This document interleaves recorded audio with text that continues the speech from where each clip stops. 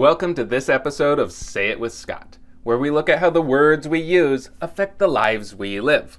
I'm Scott Sery. I'm a copywriter, and I'm a lover of how we can take a word here and there in a sentence, tweak it just a little bit, and dramatically change the message that we're sending.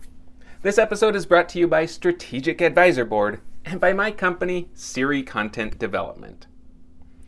We're going to look at why you need to make people mad. Just rile them up, get them revved up and ready to go. The trick is, though, you don't want to make them mad at you. You've probably heard the phrase, the enemy of my enemy is my friend. It's a common enemy that we want to focus our energy on in order to rile up our prospects so that they like us because we're also against that thing that they're against. Now, the bulk of this is not going to make people mad at other people. We don't want to do that, even if you're trying to make people mad at the bad guys out there. So when you're creating your copy, you want to find that common enemy, but it's an enemy that's more of a concept or an idea rather than a person. One of the best examples of finding that common enemy is in politics. Politicians love to hate on the other politicians. That's why the vast majority of political ads out there are just attack ads saying, don't vote for this idiot, he does this. Instead, vote for me, I'm better. It's like, okay, you're riling people up. People that don't like that guy are going to automatically like this guy.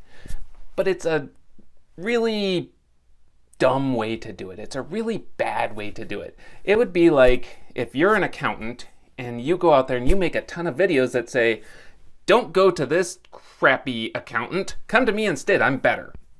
You just look like a fool. Instead, you want to talk about the common enemy that is more of an idea or a concept or something that happens to people.